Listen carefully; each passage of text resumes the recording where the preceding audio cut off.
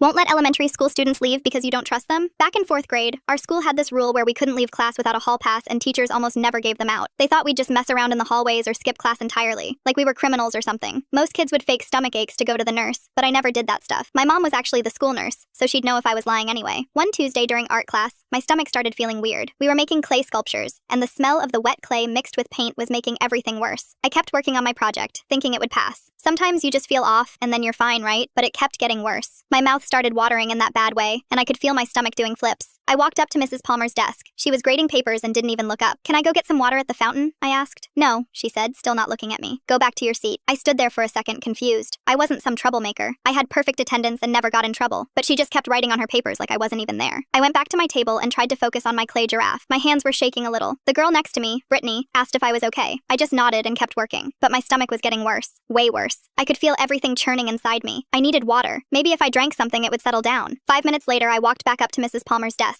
This time I used my best polite voice, the one I used when asking my parents for something important. "Mrs. Palmer, can I please go to the water fountain? I really need water." She finally looked up at me, annoyed. "I already said no. Go back to your seat and don't ask again. You can get water at lunch." Lunch was 40 minutes away. I walked back to my table, and that's when I felt it. That specific feeling in your throat and stomach where you know exactly what's about to happen, and there's no stopping it. I tried to swallow it down, but my body had other plans. I turned toward Mrs. Palmer's desk, took 2 steps, and threw up everywhere. All over her brown leather shoes, all over the bottom of her tan pants, all over the floor around her desk. It just kept coming. The whole class went silent. Someone gasped. Mrs. Palmer jumped up from her chair so fast she knocked over her coffee mug. "Oh my goodness! Bathroom! Go to the bathroom!" But it was too late. I was already done. The classroom smelled terrible. Kids were covering their noses and making faces. Mrs. Palmer was standing there with vomit dripping off her shoes, holding her arms out like she didn't know what to do with them. "Go see your mother," she said quietly, her face bright red. "Tell her you're sick." I grabbed my backpack and walked out, leaving wet footprints down the hallway. When I got to the nurse's office, Mom took one look at me and knew something was wrong. "What happened?" she asked. "I threw up on Mrs. Palmer," I said. "I asked to get water twice and she said no." Mom's face changed. She didn't say anything, just handed me a clean shirt from the spare clothes bin and called Dad to pick me up. But here's the thing. Mom didn't let it go. She talked to the principal that same day. By the next week, there was a new rule. If a student asked to get water or use the bathroom and seemed sick, teachers had to let them go. No questions asked. Mrs. Palmer had to attend some kind of meeting about it. When I came back to school 3 days later, Mrs. Palmer had a trash can next to every table in the art room. She never said no when someone asked to leave again. Not to me, not to anyone.